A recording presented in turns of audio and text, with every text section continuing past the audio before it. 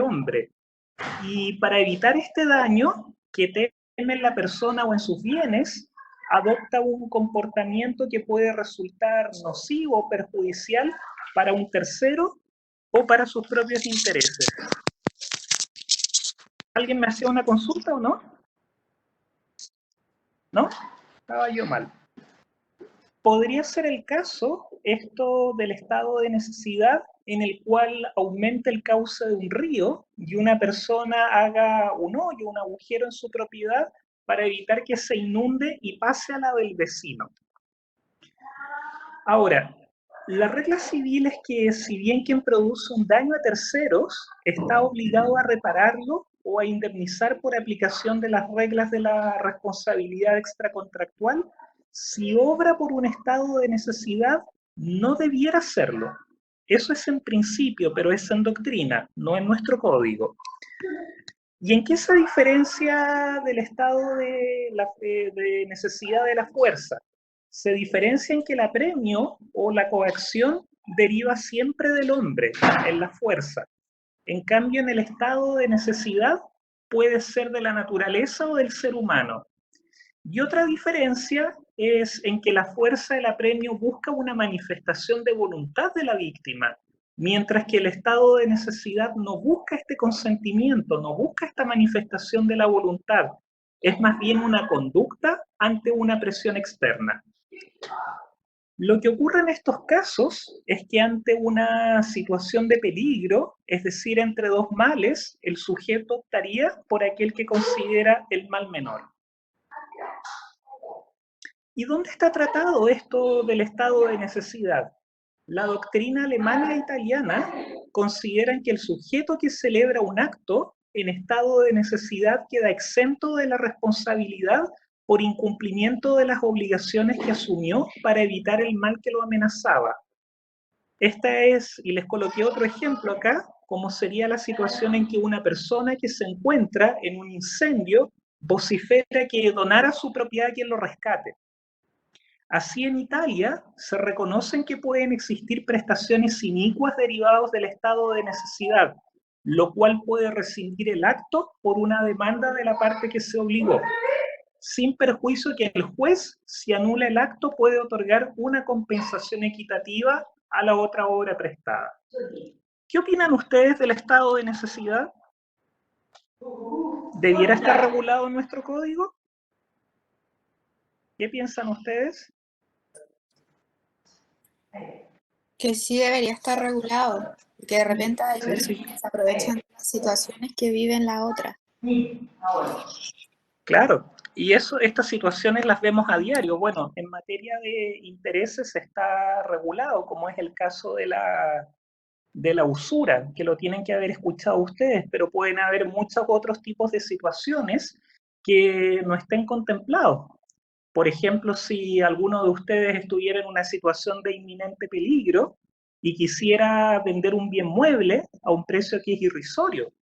Por ejemplo, si ante una determinada enfermedad ustedes se ven obligados a vender, por ejemplo, un laptop o un notebook y lo venden en 10 lucas. Sería ridículo, ¿no? Y eso no está contemplado en nuestra legislación, ni siquiera como lesión. Y les decía acá en el apunte que en Chile el Código Civil no reconoce el estado de necesidad en ninguna disposición, para que lo tengan presente.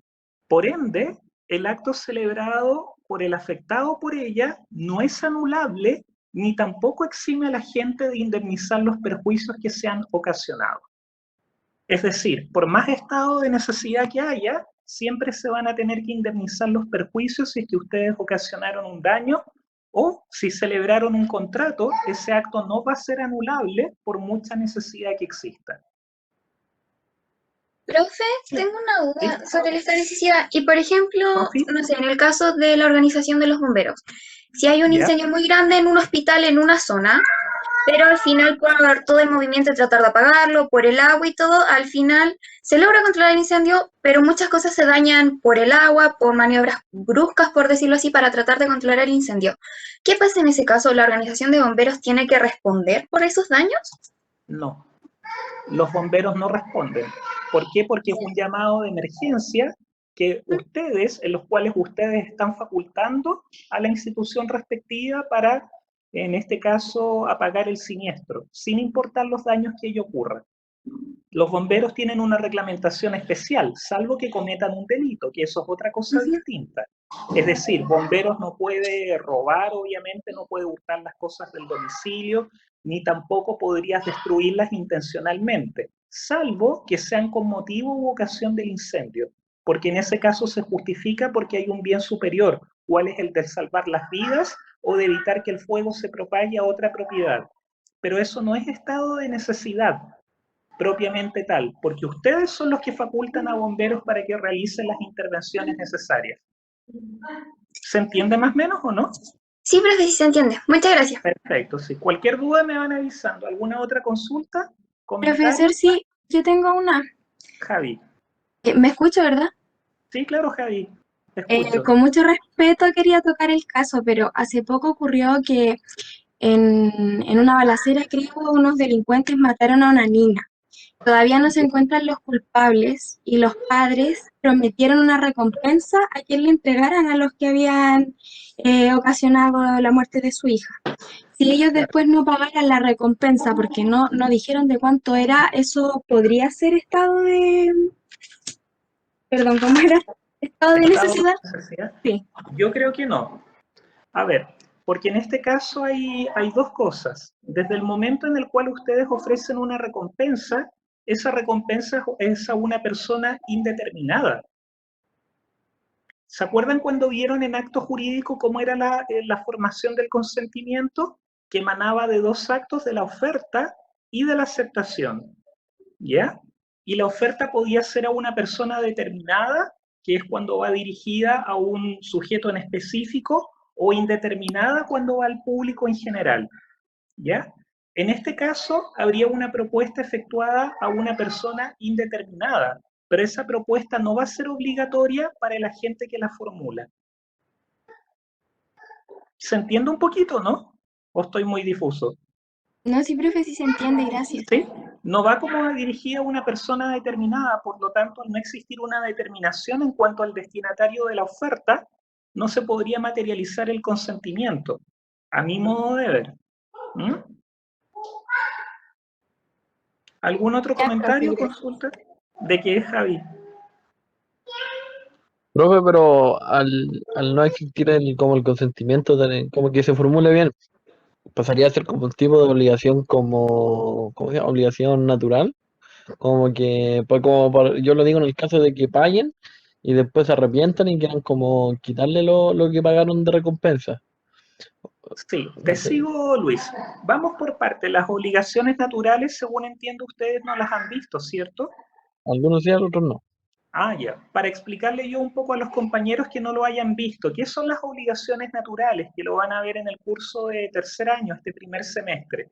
Las obligaciones naturales son aquellas que no dan acción, sino excepción para el cobro. ¿Qué quiere decir esto en castellano? Son aquellas obligaciones que yo no puedo cobrar, pero que si me pagan, puedo retener lo que me han dado pagado en virtud de ellas. La ley no me faculta cobrarlas, pero si me pagan las puedo retener.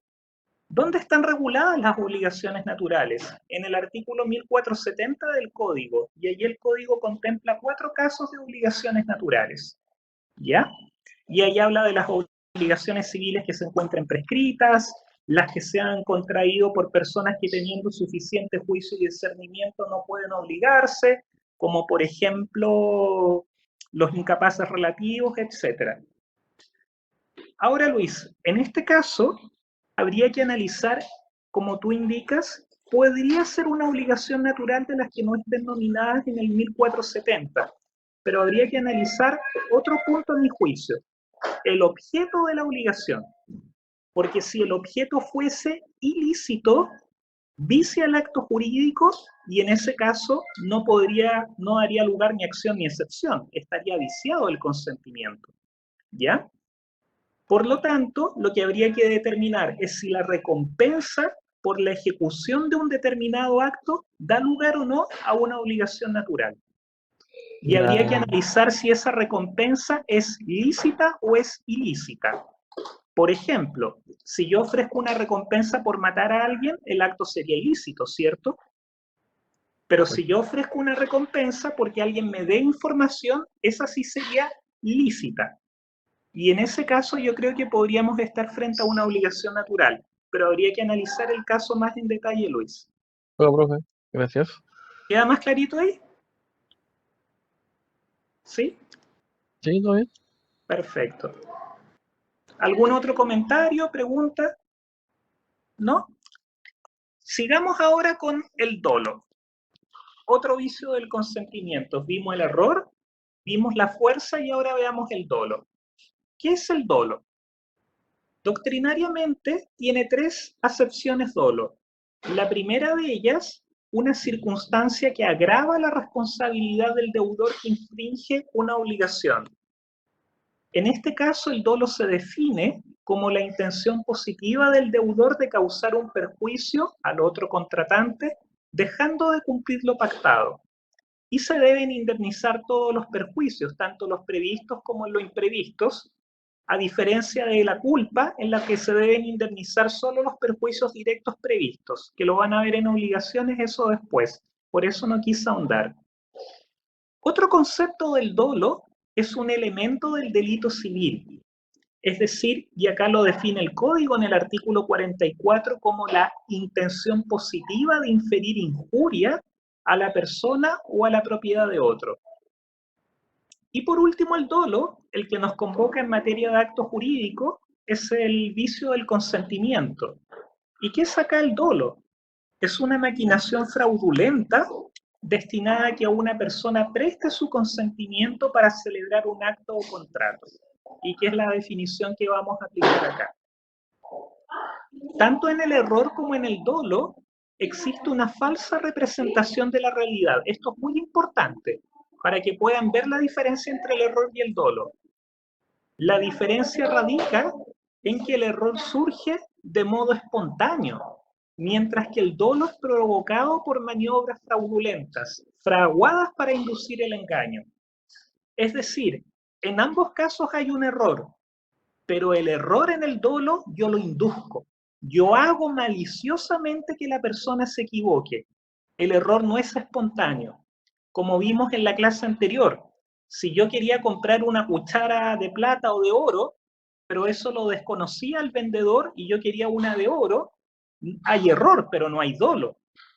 En cambio, si el vendedor me dice que la cuchara es de oro, pero no es de oro, sino que de otro metal, en ese caso habría dolo y no error. Y allí sí que habría una maquinación fraudulenta. Recuerden esto siempre porque lo preguntan en el examen de grado, las diferencias entre el error y el dolo, para que ustedes digan, el dolo es un error inducido. ¿Ya?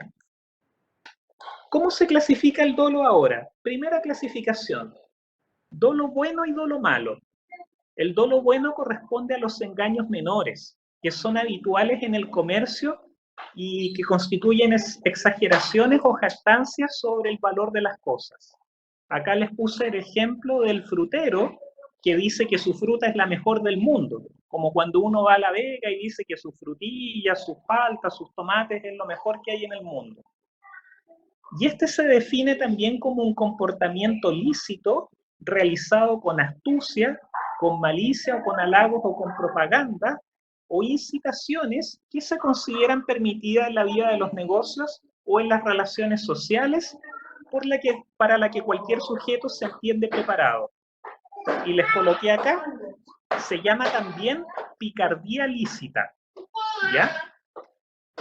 En cambio, el dolo malo, que yo les decía, es el engaño que excede la simple exageración y que refleja la malicia o el fraude para obtener el consentimiento.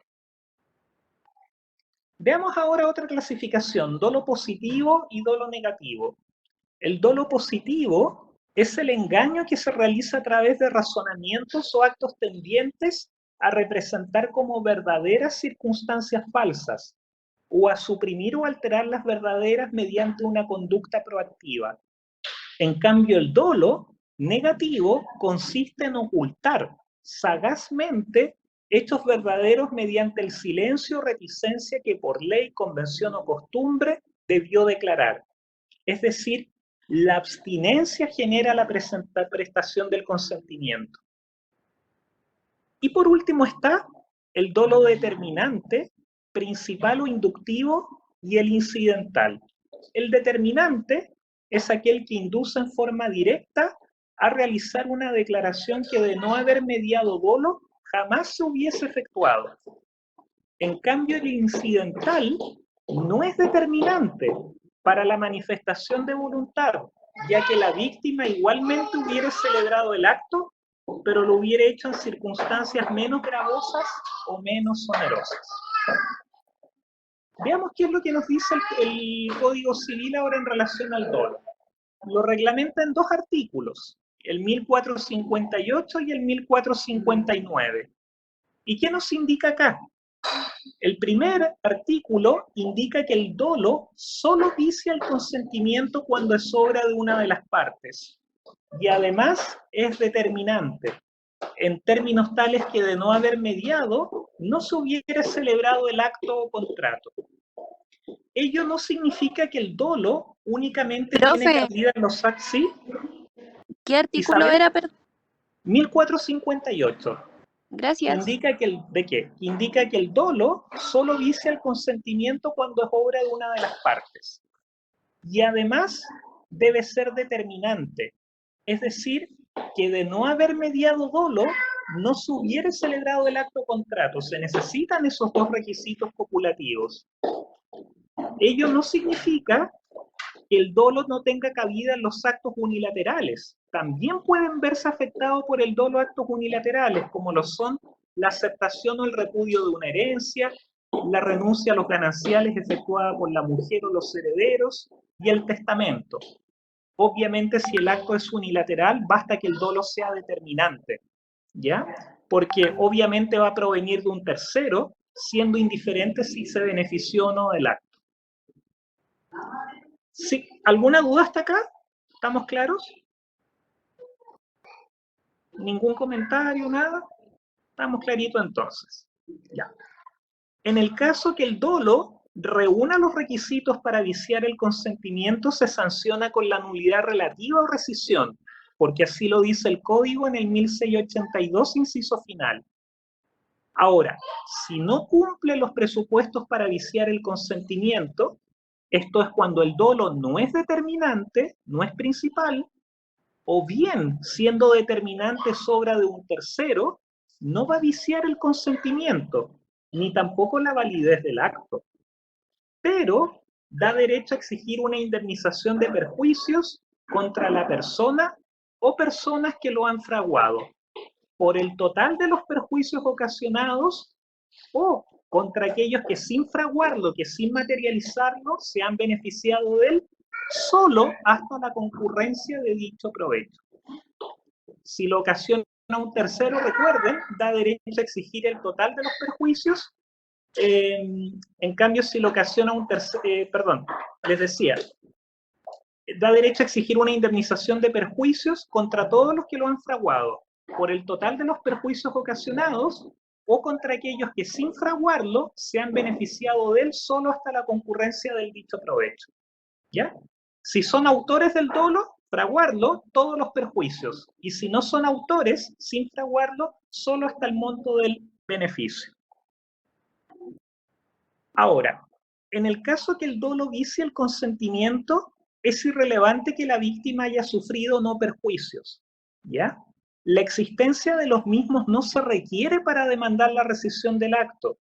Incluso más, les coloco en el apunte, puede ser que el acto le haya sido beneficioso y aún así podrá requerir la nulidad. En cambio, si el dolo no vicia el consentimiento, es esencial la existencia del perjuicio, ya que sin ellos no es posible requerir indemnización. Y les pregunto a ustedes acá, si el dolo vicia el consentimiento y el acto me reporta beneficio, ¿por qué creen que igualmente yo puedo pedir la declaración de nulidad? ¿Qué piensan ustedes? Yo celebré un acto contrato y el acto me reporta beneficio. ¿Por qué podría pedir yo la nulidad?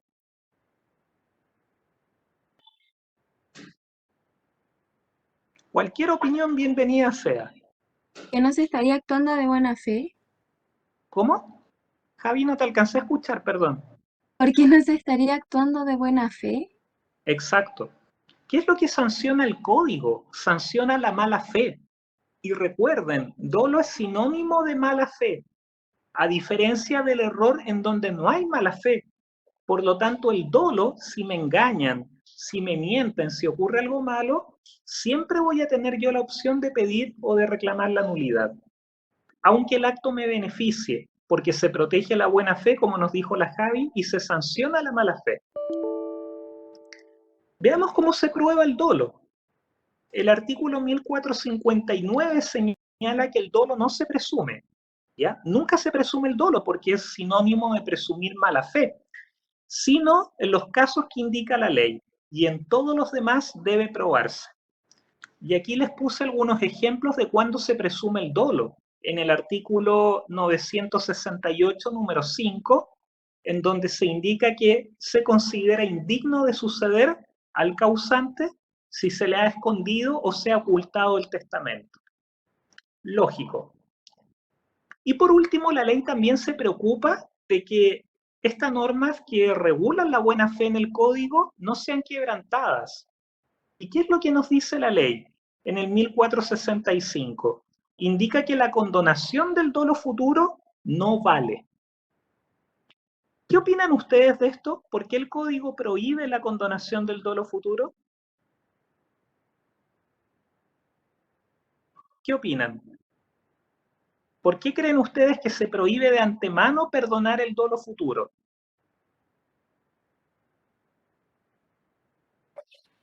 Porque se está presumiendo que va a existir mala fe. Exacto, Sigrid. Sería como condonar anticipadamente la mala fe. Y no solo eso, si yo acepto que se condone el dolo futuro, lo que estoy diciendo es incentivar que pueda existir la mayor mala fe posible. ¿Se fijan? Si yo con la Sigrid celebramos un contrato y nos comprometemos a perdonar nuestros dolos recíprocos, querría decir que estaríamos diciendo, bueno, toda la mala fe es gratis y si hay más mala fe de parte de uno de los dos, bienvenido sea. ¿Ya? Ahora, la prohibición es para condonar el dolo futuro, pero eso no obsta a que el dolo sea perdonado o condonado una vez que ha sido cometido y que ha sido conocido por la víctima de este. ¿Ya? Por eso, si hay condonación de dolo futuro, estamos en presencia de objeto ilícito y se sancionaría con la nulidad absoluta. ¿Ya? Todos los vicios del consentimiento, esto es muy importante, el error, la fuerza y el dolo, se sancionan con la nulidad relativa. Y el plazo para impetrar la acción es de 4 años contados desde la celebración del acto contrato, salvo en el caso de la fuerza, cuyo plazo se computa desde que la misma ha cesado. Y salvo el error esencial u obstáculo, que se acuerdan que les decía que no estaban de acuerdo la doctrina en si la sanción era la nulidad relativa, la nulidad absoluta o la inexistencia, que se había optado por la nulidad absoluta. ¿Ya? ¿Estamos claros hasta acá con el dolo? ¿Algún comentario? ¿Nada? ¿Se entiende, profe? Perfecto, muchas gracias. Sigamos con la lesión ahora. ¿Qué es la lesión? Se define como un perjuicio pecuniario o patrimonial que sufre una persona como consecuencia de la celebración de un acto jurídico, lo cual resulta de la desigualdad que existe entre la ventaja obtenida y el sacrificio hecho para obtenerla. Nuestro código inicialmente la contempló como un vicio del consentimiento en el año 1853. Sin embargo, Andrés Bello después se arrepintió, ¿ya? Y eliminó esto como un vicio del consentimiento, limitándose a tratarla solo en determinadas disposiciones, pero no como una institución. En doctrina, el campo de aplicación de la lesión se restringe a los contratos onerosos conmutativos, que lo vamos a ver más adelante, y son aquellos que tienen por objeto la utilidad de ambos contratantes, obligándose las partes a dar o hacer una cosa que se mira como equivalente a lo que la otra debe dar o hacer. Por ende, no tiene cabida en los contratos a título gratuito ni aleatorios, que son los que tienen una contingencia de ganancia o pérdida, de lo cual dependerá en definitiva la prestación de las partes. Puede ser que esto no se entienda muy bien, pero se los voy a explicar ahora más en castellano.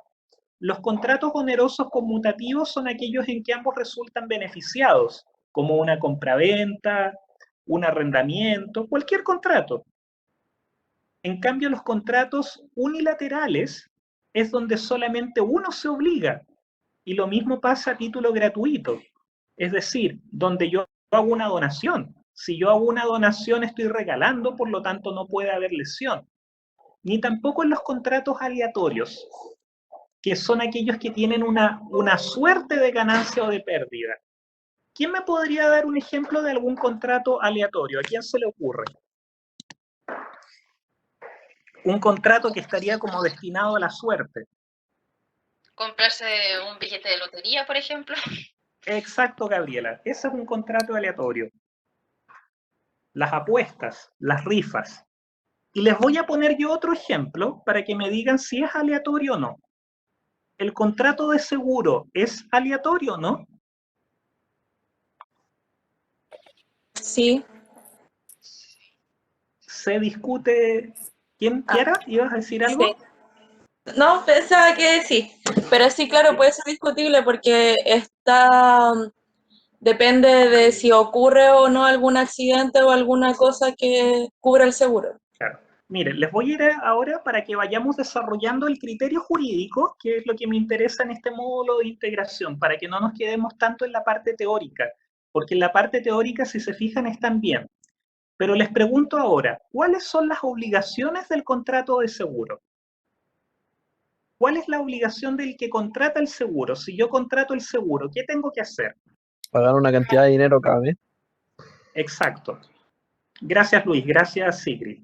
¿Y cuál es la obligación de la compañía aseguradora? En teoría, responder si yo tengo un accidente. Exacto. Pero esa es la consecuencia. Pero ¿cuál es la obligación de la compañía aseguradora? Como muy bien nos dijo la Sofi, nos comentaban todos, es pagar, pero esa obligación es eventual. Pero ¿cuál es la obligación que siempre debe asumir la compañía?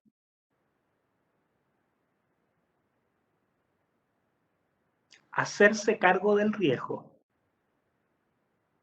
La indemnización es eventual. Yo contratante tengo que pagar la prima, pero el asegurado también está contrayendo una obligación, y esa obligación es hacerse cargo de los riesgos. Los riesgos ya no son míos, los riesgos ya se los pasé a un tercero. Esas son las obligaciones del contrato de seguro, y por ello se estima que el contrato de seguro no es aleatorio, porque ambas partes asumen obligaciones, una hacerse cargo del riesgo y la otra pagar la prima. ¿Qué es lo eventual en el contrato de seguro? Pagar la indemnización, y ello va a ocurrir solo si ocurre el siniestro. Por lo tanto, es una obligación condicional. ¿Me siguen? ¿Sí? ¿Se entiende o no? Sí, sí se entiende. ¿Sí? Perfecto. Si no, me van contando. ¿Ya? Veamos ahora qué criterios hay para determinar la naturaleza jurídica de la lesión. Hay distintos tipos de criterios. El primero es el objetivo. ¿Y qué nos dice el criterio objetivo? Que siempre hay lesión si se supera el límite o quantum que la ley fija como monto máximo de las prestaciones que deben ser toleradas. De modo que es ilícito lo que exceda dicho límite. Se denomina objetiva porque no guarda relación con el consentimiento de las partes. Es decir, la ley establece cuál es el límite. Distinto es si hubo vicio del consentimiento por error, fuerza o dolo, porque se puede invalidar por esta vía. Por ejemplo, si se llegara a fijar en Chile que un kilo de pan no puede costar más de 1.000 pesos y alguien paga más de 1.000 pesos, paga 1.100, allí habría lesión porque se estaría quebrantando el criterio objetivo, ¿cierto? Ese sería un criterio netamente objetivo. Después está el subjetivo, en el cual se dice que la lesión es un vicio del consentimiento y existen estas posturas. Primera postura, se considera un vicio del consentimiento propio y específico, distinto del error, la fuerza y el dolo, y que solo por ello se explicaría que alguien celebre un acto contrato en condiciones de desigualdad. Y una segunda postura nos indica que, si bien es un vicio del consentimiento, es el resultado del error de la fuerza o dolo que ha padecido la víctima, y por ende sería algo accesorio a este error, a esta fuerza o a este dolo. Esta segunda postura, que dice que sería una consecuencia o algo accesorio al error o la fuerza o dolo, se le critica bastante, ya que no aporta antecedente alguno. ¿Por qué? Porque si la lesión es una consecuencia del error, la fuerza o el dolo, bastaría por anular el acto con dicha causal. Se fijan, no sería necesario acudir la lesión, si ya estaría viciado por error, fuerza o dolo, que se caiga el acto por dicha causal.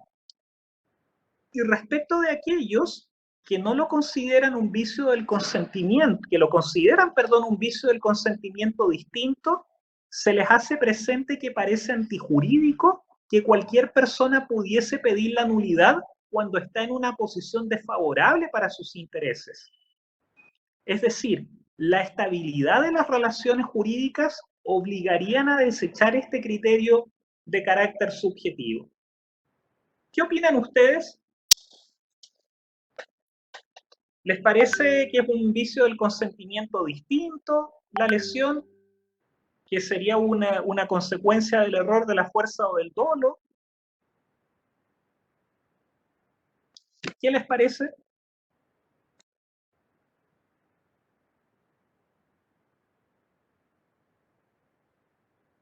No, está muy fome esta parte, parece, ¿eh? Veamos el tercer criterio entonces. Y finalmente hay un criterio mixto. ¿Qué nos dice el criterio mixto? Que es una fusión de los anteriores.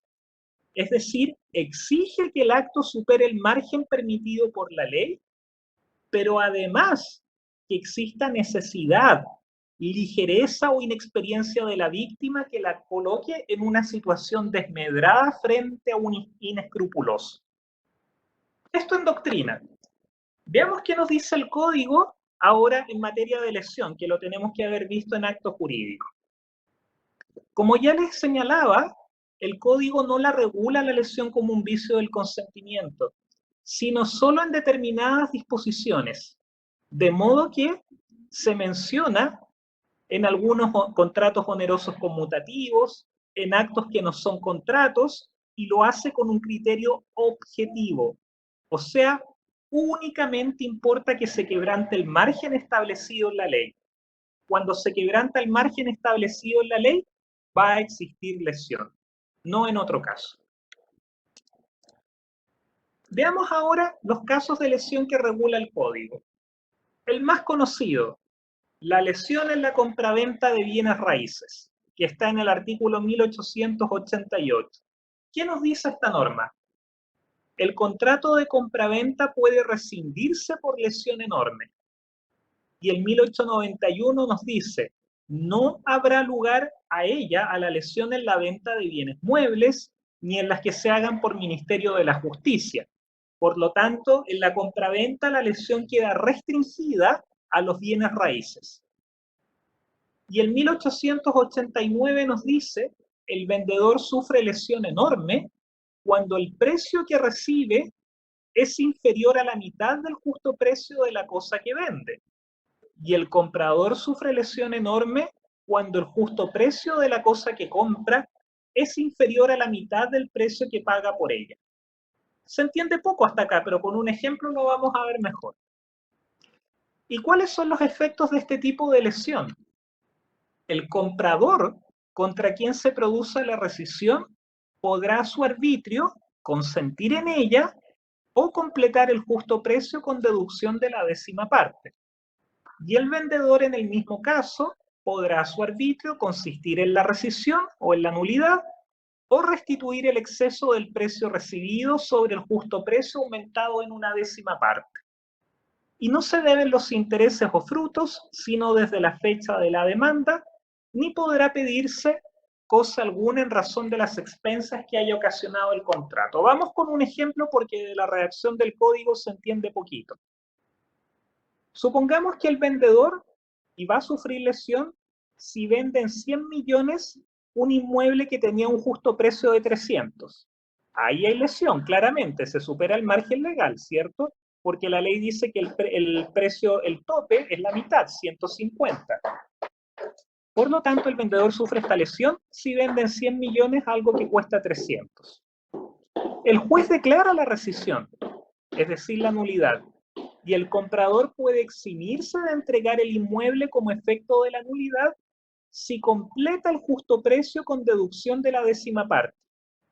O sea, si paga el vendedor la diferencia entre 270 millones, que es el justo precio, deducida la décima parte, y los 100 millones.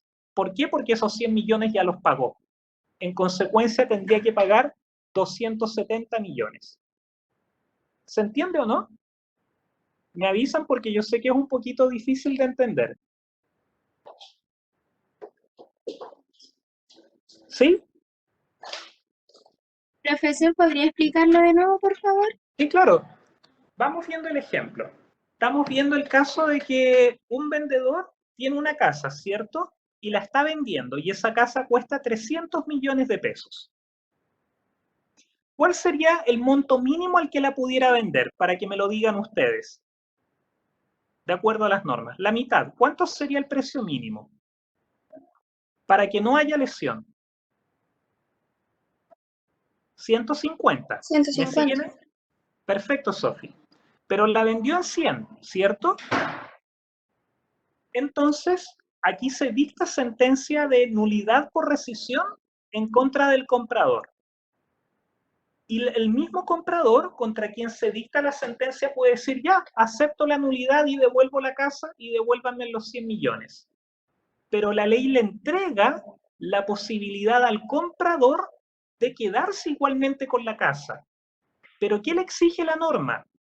Que complete el justo precio, deduciéndole el 10%. ¿Y cuál es el justo precio? 300, ¿cierto? Y le deducimos el 10%, que son 30. Nos quedan 270 millones, ¿cierto? Pero el vendedor ya pagó 100 millones. Por lo tanto, ¿cuánto le falta para completar los 270 si ya pagó 100? 170, Cami. Ahí lo anotó Cami. ¿Queda más clarito ahí? Me Sí, van pero avisando. Si no, yo ahí queda más explico 10 claro. veces. No tengo ningún problema. Perfecto. Ahí Sí, me dice, profe. si alguien... Perfecto, perfecto. Si no me interrumpen, porfa, porque me interesa que quede claro. Lo más importante... Ahora, veamos que la otra cara de la moneda, que el comprador sufriera la lesión enorme. ¿Cuándo se va a dar esto? El caso al revés. Por ejemplo, si adquieren 300 millones, lo que tiene un justo precio de 150. ¿Ya? Si algo vale 100, el precio máximo al cual pudiera venderla serían 150, pero aquí se excedió el vendedor y vendió en 300 lo que cuesta 100. Se declara la nulidad y el vendedor puede impedir, en este caso, las prestaciones de la nulidad, de volver al estado anterior. ¿Y qué nos dice la norma? Pagando el exceso que resulta de la diferencia entre los 110 millones, que es el justo precio aumentado en su décima parte, y 300 millones. Recuerden, el justo precio aumentado en su décima parte y lo que cuesta la casa, y lo que pagó, 300 millones. Devolviendo esa diferencia, teníamos que el justo precio era 100, y si lo aumentamos en un 10% queda en 110. Pero al final esta persona la vendió en 300 y el código le exige que devuelva esta diferencia. ¿Cuánto debiera devolver entonces el comprador para quedarse con la plata y no tener que hacer las prestaciones?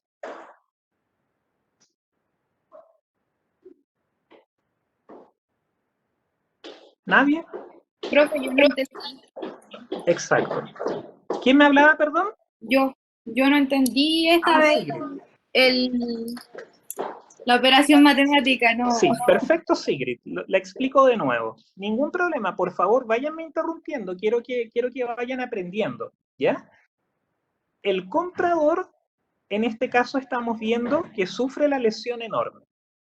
¿Y cuándo va a sufrir la lesión enorme el comprador? Cuando paga más de la mitad del justo precio, ¿cierto? Por lo tanto, en este caso está pagando, como les coloqué en el ejemplo, 300 millones, pero algo vale 100. Por lo tanto, excede el 50% de estos 100. Y le dictan sentencia en contra del vendedor, del comprador, perdón, porque el comprador se aprovechó, ¿ya? Perdón, el comprador sufrió la lesión, ¿ya? Lo compró muy caro algo. Y el vendedor, que fue el que recibió la plata, puede permitir que el contrato quede válido. El vendedor que se aprovechó. Y para esto debe pagar el justo precio aumentado en su décima parte. ¿Cuánto era el justo precio? En este ejemplo que vimos. 100, ¿cierto? 100. ¿Y cuánto sería el justo precio aumentado en la décima parte? En el 10%, sí. ¿Perdón? Eso es lo que no entiendo. Claro. Eso del 10%, décima parte. Sí, yo te lo explico, Sigrid, no hay problema. A los 100, que es el justo precio, le tenemos que aumentar el 10%, porque así nos dice el código. ¿Ya? Entonces nos quedaría 110. ¿Me sigues ahí? Sí, ahora entendí, profe. Ahora sí. Si no interrumpen, no más Sigrid, todo lo que quieras, no te preocupes, ¿ya? Tenemos el código nos exige que cuando hay lesión en este caso, aumentemos imaginariamente el justo precio en un 10%, en la décima parte. Teníamos que era 100 el justo precio y lo aumentamos a 110. Y nos exige que a esto le descontemos la diferencia de lo que efectivamente recibimos, que fueron 300. 300 recibió el vendedor. Y lo que el código me está pidiendo para dejar el contrato válido es que devuelva la diferencia entre 300, que es lo que recibí, y el justo precio aumentado en 10%, que serían 110. Por lo tanto, ¿cuánto debiera devolver yo, vendedor? 190. Exacto. Perfecto. ¿Y cuánto había pagado ya? 300. Claro. Tendría que devolverle al vendedor 190. Bien, Sigrid. ¿Ahora sí se entiende esta parte un poquito mejor? Perfecto. Estamos bien. ¿Profe? ¿Sí? ¿Aló? ¿Se escucha? ¿Sí, Cami? Hola, tengo una Hola. consulta con respecto a eso, porque yo entiendo que la lesión se produce solo en contratos de bienes raíces, pero Así si es. yo, por ejemplo, accedo a vender una propiedad al menor valor que, por ejemplo, debiese costar, ¿no es ¿Ya? bajo mi voluntad? Perdón, no te escuché lo último, Cami. Ya, pues, yo vendo una propiedad, ¿cierto? A ¿Ya? un menor valor, por ejemplo, de ¿Ya? lo que debiese costar, pero ¿Ya? yo lo estoy haciendo según mi propia voluntad, po. Claro. Entonces, ¿en qué minuto después se alega la lesión si en un comienzo el contrato fue a voluntad de las partes? Claro, y por eso no es un vicio del consentimiento, Camila. Por eso el código no lo trata como un vicio, porque como tú dices, el consentimiento no está viciado. Claramente fue la voluntad de las partes la que intervino. No hay vicio, pero la ley se preocupa mucho del tema del bien raíz. ¿Y por qué se preocupa mucho del bien raíz? Nuestro código, miren el análisis histórico que les voy a hacer. Va a ser como un análisis más bien político el que les voy a decir ahora. ¿Cuál es el único bien que protege nuestra Constitución y nuestro Código? Para decirlo con todas sus letras. Los bienes raíces, la propiedad privada. La propiedad privada. El derecho de propiedad. Muy bien. Eso es lo único que se está protegiendo en nuestra Constitución hoy en día. Y en nivel de Código Civil. Que ojalá esto lo podamos cambiar y podamos colocar otro tipo de bienes también que son mucho más importantes. Y antiguamente, cuando se dicta el Código, ¿cuáles eran los bienes que marcaban a las personas? ¿Cuáles eran los bienes que generaban riqueza? ¿Qué tipo de bienes? Las propiedades de los terratenientes. Las propiedades y los terratenientes. Si se fijan, esta norma está destinada a proteger a una clase que tenía la posibilidad y que era terrateniente y que quería comprar bienes por el elevado costo que ellos tenían. Es una norma más bien de origen político. Hoy en día, estas normas están un poco en desuso, porque hoy en día, ¿cuáles son los bienes que adquieren valor? Los grandes millonarios, las grandes fortunas del mundo, ¿qué tienen hoy día? ¿Qué es lo que marca hoy día la riqueza? ¿Las propiedades, dirían ustedes, o no? ¿Qué cosa, Sigrid? Eres la única que me acompaña, así que gracias, Sigrid, por estar con la cámara. Pueden ser harto desamovido lo que son las acciones, Eso por ejemplo, es, como el Bitcoin, todo lo que el tipo de criptomoneda, todo eso. claro. Las grandes fortunas hoy día a nivel de la humanidad no son de personas terratenientes o de bienes raíces. Hoy día es tecnología, son acciones, son bienes que están en movimiento. Entonces esto le refleja un poco lo anquilosado que está el código. Esta legislación se hizo para proteger a las familias que tenían grandes propiedades. Y ese era el objeto. Los bienes muebles, el código no se preocupaba. ¿Les parece? ¿Les cuadra lo que les digo? Sí, profe, Sí, tiene profe. razón lo que dice, pero el problema es que lo que usted dice tiene razón, pero entonces estamos tratando con un código que está retrasado para nuestra época porque ahora deja desprotegido otras cosas que en la actualidad se usan. Y claro que está retrasado nuestro código. Yo digo que está retrasado a lo menos 150 años y concuerdo totalmente contigo, Sofía. Basta con ver la situación de la mujer en el código, que todavía exista un régimen como el de sociedad conyugal, en donde el hombre administre los bienes suyos, los bienes sociales y los de la mujer. Es insostenible. ¿Se fijan? Los animales son cosas por el código. Los animales Profe, son qué cosas, como maravilla dice escucharlo decir esto. la Sigrid. El código tampoco regula la convivencia. Tuvimos que Yo crear algo para como el primero acuerdo de de unión civil. profe, le dije eso a una profesora de la U y casi me comió. ¿Quién te dijo? Yo le dije eso, que el código Sí. estaba súper desactualizado a una profe que hacía Civil 1 y casi me comió ¿Ya? la señora. Y entre nosotros, ¿a qué profe fue? Carolina Riveras. Ya sí la ubico. Para mí el código, yo concuerdo con ustedes, está totalmente desactualizado y requiere una intervención profunda por los derechos de la mujer, por los derechos de las parejas convivientes y por muchos otros derechos, los derechos reproductivos. Piensen ustedes que la distinción entre hijos ilegítimos, antes el código llamaba hijos ilegítimos a los que nacían fuera del matrimonio. Y estos hijos tenían distintos derechos y esto se eliminó hace 20 años. Yo estudié con la legislación nueva, afortunadamente, pero casi me toca estudiar con la legislación antigua, donde incluso se hablaba, el código hablaba de los hijos adulterinos, de los hijos incestuosos y de los hijos de dañado ayuntamiento. ¿Habían escuchado eso alguna vez o no? Ya, ahora lo escucharon, lo pueden buscar. Por suerte no. ¿Ya? Pero lo pueden escuchar en Google. Y eso en el código estaba vigente hasta hace 20 años. Y en nuestro Congreso fue una discusión ardua para poder eliminar eso porque habían parlamentarios que insistían en que esto fortalecía a la familia, siendo que el 80% de los hijos nace fuera del matrimonio. Nace fuera. Es que el código es muy moralista, entonces, como está tan antiguo, era la época. Totalmente. ¿Ya? Y lo del matrimonio. Piensen ustedes, hace 15 años que tenemos una ley de divorcio. Antes ni siquiera había ley de divorcio. Y también generó una discusión amplia y fuerte el tema del divorcio. ¿Ya? ¿Se acuerdan de eso, no?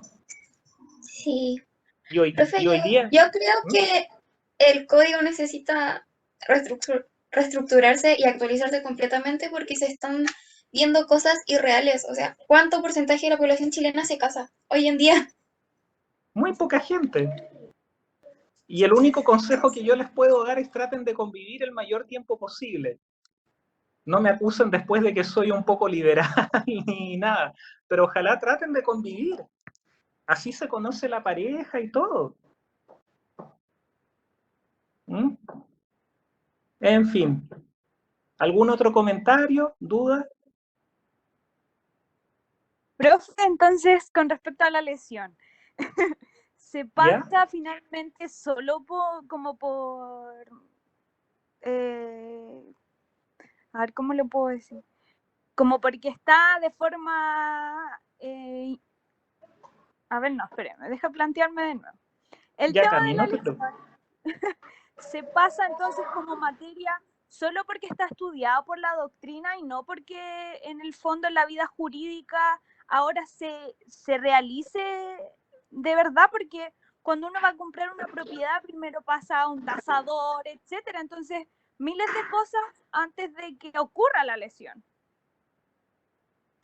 Ya, pero está regulado jurídicamente y también lo trata la doctrina. Y hay pocos casos de lesión, pero en la práctica suelen darse.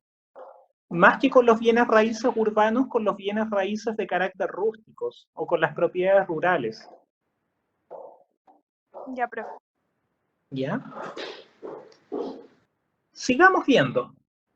Habíamos visto cuando existía la lesión en el contrato de compraventa de bienes raíces. ¿Y qué nos dice el código? El código se preocupa de que esta norma no sea burlada, de que este máximo que establece sea quebrantado. Y por ello, ¿qué nos indica? Que no podrá intentarse la acción rescisoria por lesión enorme. Ese pacto no vale. Y si por parte del vendedor se expresare la intención de donar el exceso, se tendrá por no escrito. Es decir, si alguien pacta que no va a haber lesión enorme, esa estipulación no produce efecto. Y si el vendedor aún así dice que va a donar el exceso, se entiende por no escrita. ¿Ya? Y esta acción rescisoria prescribe en 4 años contados desde la fecha del contrato. Veamos otro caso de lesión. En la permuta, en el intercambio, este trueque, también puede haber lesión. ¿Y qué nos dice el artículo 1900 acá? Que las disposiciones relativas a la compraventa se aplicarán a la permuta en todo lo que no se oponga a la naturaleza de este contrato. Y cada permutante será considerado como vendedor de la cosa que da, y el justo precio de ella a la fecha del contrato se mirará como el precio que paga por lo que recibe en cambio. Es decir, si hay una permuta, hay que traducir el valor de las propiedades en dinero, y si eso quebranta los márgenes legales, hay lesión. Lo mismo que en el caso anterior. Veamos otro caso de lesión, en la cláusula penal. ¿Qué es la cláusula penal? Es una evaluación anticipada que hacen las partes de los perjuicios que deriven del retardo del cumplimiento de una obligación. Se llama cláusula penal enorme a la que es excesiva o desmesurada, por lo que en consecuencia pierde su carácter indemnizatorio convirtiéndose en un lucro para el acreedor. Por ello, el artículo 1544 dispone: cuando por el pacto principal una de las partes se obligó a pagar una cantidad determinada como equivalente a lo que la otra parte debe prestar, y la pena consiste asimismo en el pago de una cantidad determinada, podrá pedirse que se rebaje de la segunda todo lo que exceda al duplo de la primera, incluyéndose esta en él. ¿Ya? Es decir, si ustedes pactan una indemnización de perjuicios anticipada, por ejemplo, yo quiero comprar un auto y la otra parte se compromete a hacer entrega del auto y yo a pagarle el auto en 1 millón, y estipulamos que si no se celebra el contrato va a haber una multa de 2 millones, esta multa es inválida. ¿Por qué? Porque el monto máximo que establece la ley es hasta el duplo de la primera. Todo lo que exceda el duplo de la primera no tiene valor. La lesión ahora es la aceptación de una herencia. Veamos otro caso. ¿Qué nos dice el 1234 acá en materia de herencia? La aceptación hecha con los requisitos legales no podrá rescindirse sino en el caso de haber sido obtenida por fuerza o dolo. y en el de lesión grave a virtud de disposiciones testamentarias de las cuales no se tenía noticia al tiempo de aceptarla. Esta regla se extiende aún a los asignatarios que no tienen la libre administración de sus bienes. Se entiende por lesión grave la que disminuyera el valor total de la asignación en más de la mitad. Se entiende poco hasta ahí, pero les coloqué un ejemplo. Veamos el siguiente caso. Hay un heredero que cree que su herencia es de 100.000 pesos, pero en ese mismo testamento habían legados a terceros por 80.000 pesos. En consecuencia, la herencia sería de 20.000 pesos, y el heredero podría pedir la rescisión de esa aceptación, la que una vez declarada judicialmente dejará sin efecto la misma. ¿Ya? Esa sería en el caso de que se disminuyera mucho la herencia a un heredero por hechos de los cuales no tenía conocimiento, y se disminuye el valor de la asignación en más de la mitad. ¿Estamos claros hasta ahí? ¿Sí? Sigamos, ¿Profe? ya nos queda... ¿Sí? Isabel. Yo tenía una duda respecto a eso que dijo. Uno puede testar solo sobre la cuarta de mejora, ¿cierto? No sobre todo su patrimonio, ¿o sí? Vamos por parte. Esto ya es materia de derecho sucesorio, que es de 5º año. La herencia de una persona se divide en 4 partes. La primera de ellas se llama la mitad legitimaria, y que va siempre en beneficio de los legitimarios. ¿Quiénes son los legitimarios? El cónyuge, los hijos, y si no hay cónyuges ni hijos, los ascendientes. Esa es la primera mitad. La otra mitad se divide en 2 partes, en 2 cuartas. La primera cuarta se denomina cuarta de mejora, en la cual el causante acá sí puede testar, y puede testar para quien se le antoje, con la diferencia de que puede ser su cónyuge, sus hijos o sus ascendientes, sin importar si son los más próximos. La primera mitad legitimaria protege siempre a los hijos y al cónyuge. Aunque tenga nietos el causante, a los nietos no les va a corresponder nada de esa mitad legitimaria. Pero con la cuarta de mejora, yo puedo disponer de mis bienes para cualquier persona, un nieto, un bisnieto o un abuelo, cosa que no puedo hacer con la primera mitad legitimaria. Y la cuarta de libre disposición, yo puedo disponer para quien se me antoja. Si le quiero dejar mis bienes a Félix el gato, puedo hacerlo. Profe, ahora yo ¿Sí? tengo una duda. Lo que pasa es que eso lo explicó la profesora con la que yo tuve acto jurídico, ¿Ya? y yo tenía entendido que del circulito, la mitad ¿Ya? del circulito es para los legitimarios, el cuarto de mejora es para mejorar a los legitimarios, y el de libre disposición es para disponer a la persona que sea. No. Ahí hay un error, Sigrid. La primera mitad legitimaria protege solo a los legitimarios. Y los legitimarios son los parientes más próximos. ¿Quiénes son? La cónyuge o el cónyuge si hay, y los hijos. Ahora, si la persona también tiene papá y tiene mamá, ellos no son legitimarios, porque no les va a corresponder sobre la herencia, ¿cierto?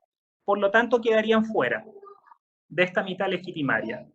Sobre la otra mitad del circulito, la segunda mitad, un cuarto se denomina cuarta de mejora. Y esa cuarta de mejora protege a cualquier pariente. El cónyuge, un ascendiente, un descendiente o un nieto. Yo con cargo a la cuarta de mejora le puedo dejar algo a mi nieto, pero yo no podría hacerlo con cargo a la mitad legitimaria si yo tengo hijos.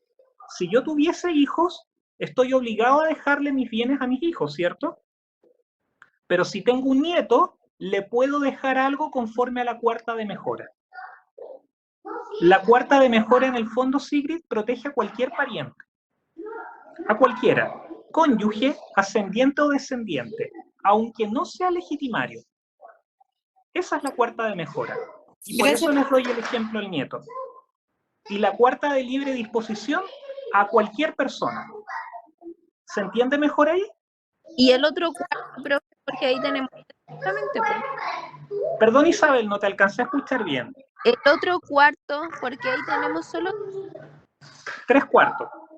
Sí. El último cuarto se denomina la cuarta de libre disposición. Y esa yo se la puedo dejar a cualquier persona, sea o no sea pariente. No, pues profe, yo decía que tenemos 3 partes. Tenemos la de libre disposición, la cuarta de mejora y la que es obligatoria. Quizá se La que divide entre una mitad para los legitimarios, Claro. un pedacito y el otro pedacito, un cuarto, un cuarto. Sí, la mitad obligatoria es una mitad. Sí, el círculo se divide en 4 partes.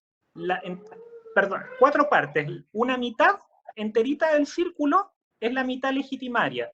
Y la otra mitad la dividimos en 2.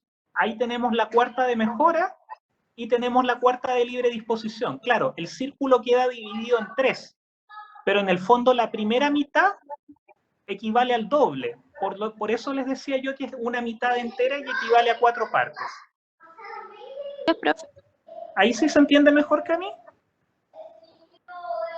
Profe, y en la ¿Sí? cuarta de mejora, ¿se puede testar solamente a parientes o puedo meter a Exacto. otra persona?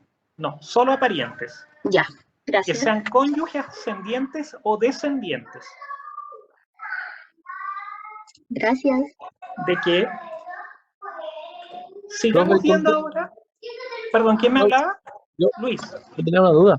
Cuando, por ejemplo, digamos que una persona quiere testar y protesta la totalidad a otra parte y no se guía por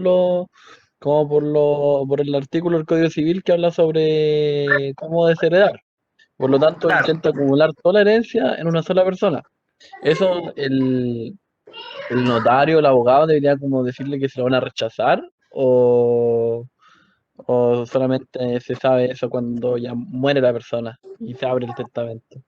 No, solo se sabe cuando se abre el testamento y en ese caso está la llamada acción de reforma de testamento, ¿Ya? que tiene por objeto modificar las disposiciones que se han hecho quebrantado las normas legales. Y ahí como el abogado, el que haya nombrado el difunto, se queda a cargo o lo designa como la familia. Perdón, no te alcancé a escuchar, Luis. Que ahí, ¿quién hace esa, como que lo arregla? ¿Un abogado, un notario? No, un abogado. El notario No. nunca hace nada, el notario No, solo certifica. pero lo que voy, ¿un abogado que determina la familia o uno que determina el registro No, civil? el interesado, tú eliges al abogado. Si Ya. yo, por ejemplo, si muere un papá y tiene 2 hijos y le deja todos los bienes a un hijo, el hijo perjudicado va a buscar un abogado y entabla la acción. Ya. Ok. Profe, y el otro caso, y también cuando se dan cuenta de que hubo, por ejemplo, una simulación de venta ¿Ya? y por lo tanto ya en el testamento no va a salir eso.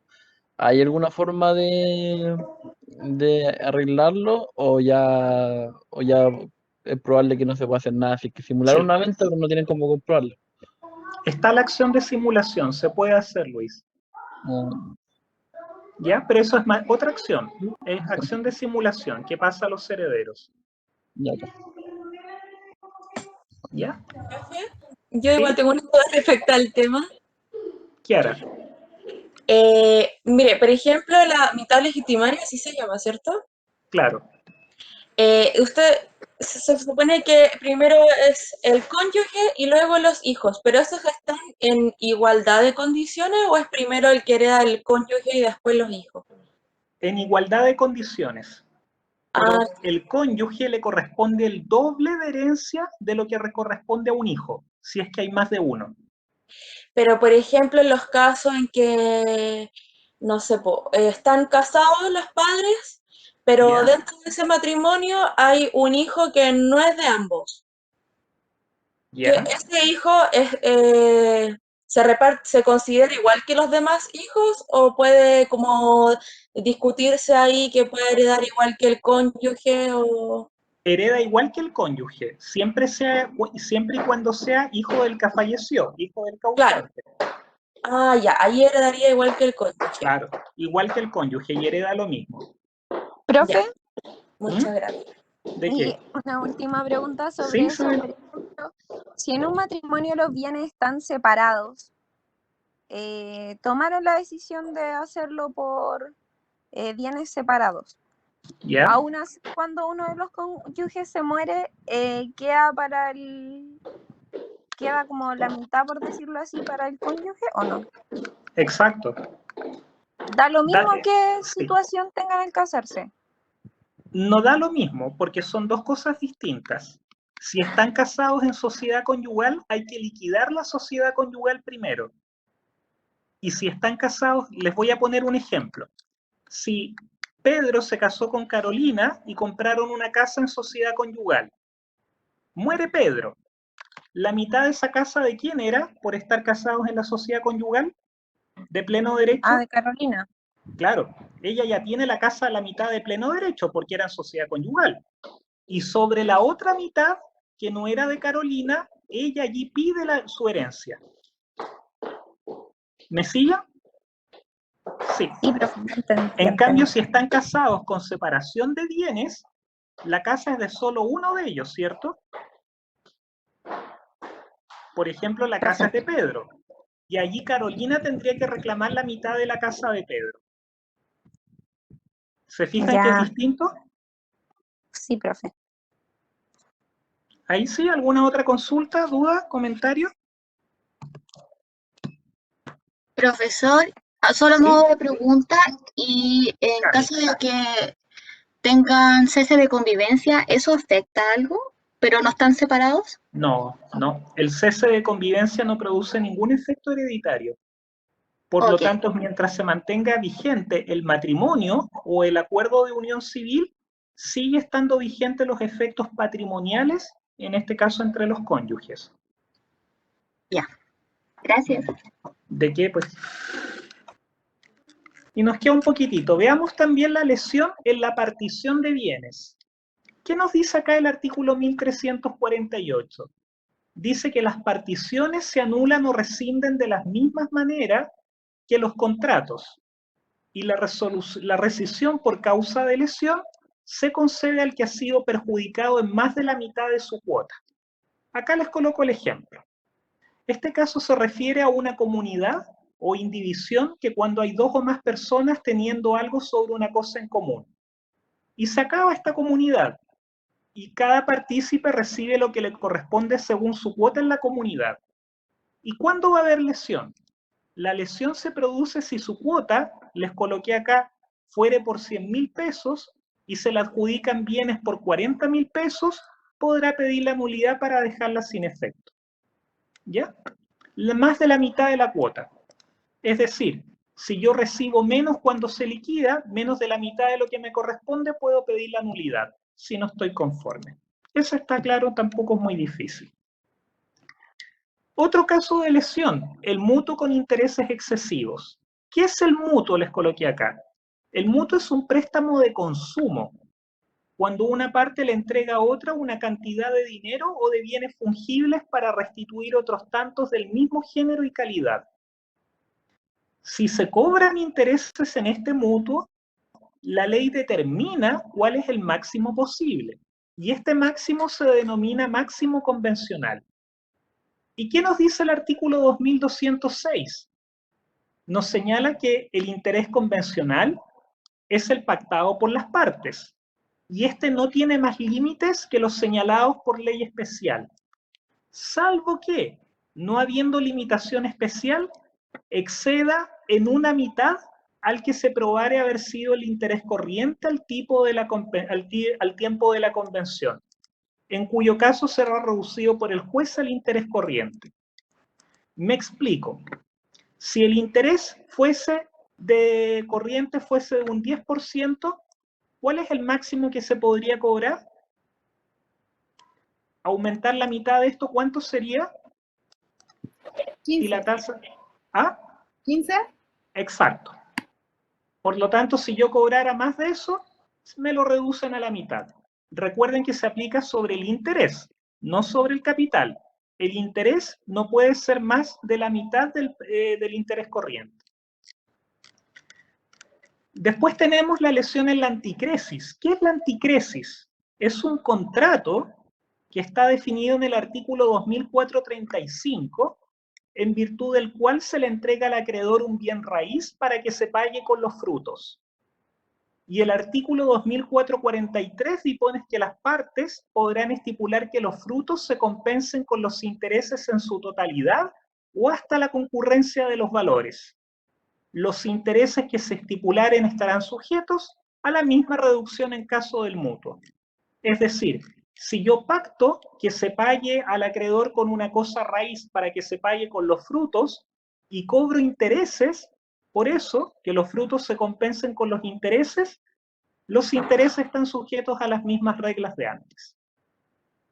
Y por último, y para cerrar, en cuanto a los efectos de la lesión ya vimos que no son uniformes. En algunos casos se produce la rescisión o la nulidad relativa, y en otros casos no se afecta la validez, sino que se rebaja al tope o al máximo legal que permite la norma, como ocurre con la cláusula penal, el mutuo y la anticresis. ¿Qué opinan ahora? Hemos terminado con la materia del módulo. ¿Todo claro? ¿Algún comentario? ¿Sugerencia?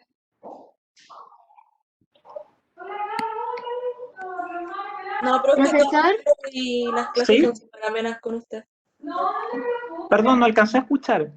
Que quedó todo claro y muchas gracias por las clases que son súper amenas con usted. Ah, ya, gracias, Kiara, te pasaste. Para mí también me dio mucho gusto conocerlos y ojalá podamos vernos en la carrera con alguno de los cursos de los ramos, ya sea semestrales o anuales. Ahora estoy en quinto año, así que no me va a tocar con ustedes, pero espero que nos corresponda y nos podamos conocer después en el porvenir. Gracias, profe, por las clases. Ojalá, muchas gracias. ¿De qué? ¿Qué otra cosa más? ¿Sofi? Nada Sí, importante, sígale nomás. Ah, ya, les iba a decir, creé un correo electrónico para que manden el trabajo. ¿Ya? ¿Lo alcanzaron a notar? Sí, profe, aquí está en el WhatsApp. Perfecto. ¿Les parece el trabajo como quedamos? Lo entregan el día viernes a ese mismo correo electrónico y lo pueden hacer en grupo máximo de hasta 6 personas. Si quieren menos, pero obviamente coloquen todos los nombres en el trabajo para yo después ingresarle las notas. ¿Y qué otra cosa más? Profe, ahora, disculpe, ¿qué es la hora del plazo? A la hora que ustedes quieran. O sea, que se puede entregar hasta las 11:59 p.m. del viernes. Exactamente, ningún problema. Ya, profe. ¿Sí? A mí me surgió la última duda respecto de eso. Quería saber si es posible llegar a saber cuando una persona ya tiene testado, por ejemplo, no sé, mi abuelita, por ejemplo, testó, y mi mamá o mi papá quieren saber si ya tiene un testamento hecho. ¿Se puede saber eso o no? ¿Hay forma de porque saber? el testamento es una de las características del testamento que no lo hemos visto por ahora, es que puede ser abierto o cerrado. Abierto es cuando el testador decide dar a conocer sus disposiciones, y cerrado cuando decide mantenerlas en reserva. No, si no estoy preguntando lo que dice, si no estoy preguntando si se puede saber si es que ya tiene hecho alguno. No importa que no se sepa lo que dice. ¿Hay si ha forma hecho de... o no testamento. Sí, ¿hay forma de saber eso? Sí, eso no es posible saberlo porque ese testamento va a estar solamente en la notaría y la copia la puede tener el mismo testador. Y para eso habría que saber la notaría, o tampoco sirve de nada saber la notaría. O sea, puedes ir a averiguar y ahí el notario tal vez te pueda decir qué pasa con el testamento. Sería la única forma de averiguarlo. Ya, gracias, profe. ¿De qué, Isabel? Profe, yo tengo una duda respecto al caso. Valeria, sí, dime. Quería saber si se pueden inventar hechos o antecedentes como para poder fundamentar de mejor manera la solución que uno le dé. Inventar no, interpretar sí. Y si pusiéramos soluciones hipotéticas, por ejemplo, decir, en el caso de que, no sé, el señor Mucha Plata haya sufrido tal perjuicio, se puede demandar tal cosa de Claro. manera hipotética, pero que no esté como, y pasó esto. Sí, claro. Sí, claro. Pero recuerden, para el caso desarrollen una hipótesis. No pueden justificar, por ejemplo, en una misma postura que hay error y que hay dolo. ¿Y por qué les digo que esto no se puede? Porque el error es incompatible con el dolo. El dolo es malicia, el error es equivocación. Por lo tanto, si ustedes justifican el dolo, no pueden decir que hubo también equivocación. Si dicen que hay fuerza, no pueden decir que hay error o dolo. Tienen que justificar con una postura. Lo importante, como ustedes como abogados, es que cuando presenten una demanda, cuando expongan un caso, lo hagan utilizando un fundamento. Porque si emplean muchos, estos fundamentos después son incompatibles. ¿Se fijan que el error es incompatible con el dolo? Entonces ustedes me dicen si en el caso o hay error o hay dolo, pero no me pueden decir que hay error y que hay dolo a la vez, porque los efectos del error y el dolo son totalmente diversos y son dos cosas distintas. Tendrían que probar en el dolo la mala fe, el engaño, cosa que es muy difícil. En cambio, en el error es más simple y los efectos son distintos. ¿Alguna otra duda? ¿Comentario? Estoy caminando porque se me va la señal del internet, así que por eso estoy así. No, profe, quedó todo claro.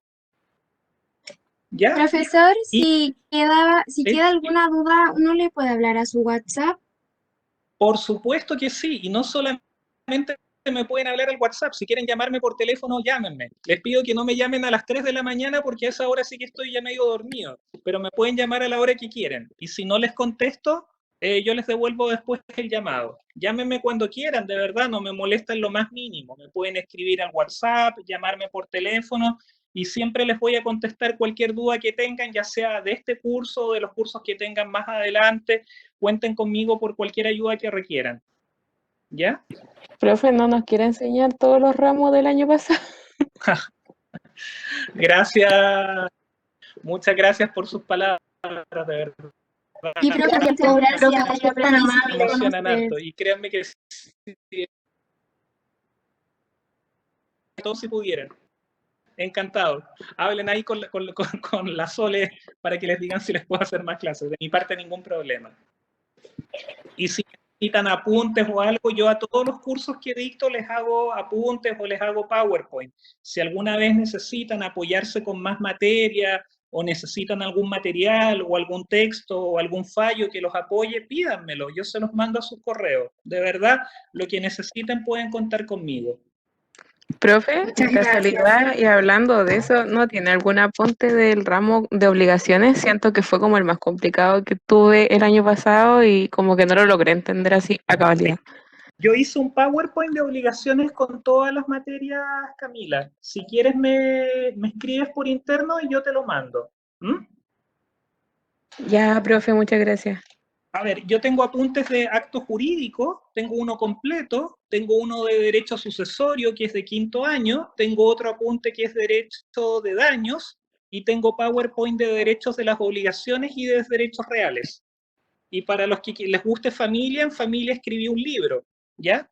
No les digo que lo compren porque es bastante caro, pero si quieren y a alguno les interesa el derecho de familia, yo les regalo el libro. ¿Ya? Nos podemos juntar un día, no tengo problema, en una estación del metro, yo les llevo y les regalo el libro, ¿ya? Profe, ¿me puede mandar el apunte de sucesorio? Le voy a cobrar la palabra con el libro, profe. Bueno, cuando quieran, me escriben en el WhatsApp y listo, yo me junto con ustedes y el libro se los mando. El libro se los tengo que entregar, ¿por qué? Porque el libro está protegido por derechos de autor, entonces la editorial, si me pilla mandando los apuntes, o el libro por formato digital me mata después y no me publican nunca más porque pierde todas las comisiones. Así que por eso los libros que he escrito, esos se los regalo, pero se los entrego físicamente, pero los apuntes se los mando por correo, no tengo problema en eso. Qué buena persona, profe, gracias. Muchas gracias, profe. Gracias, profe. ¿Ya?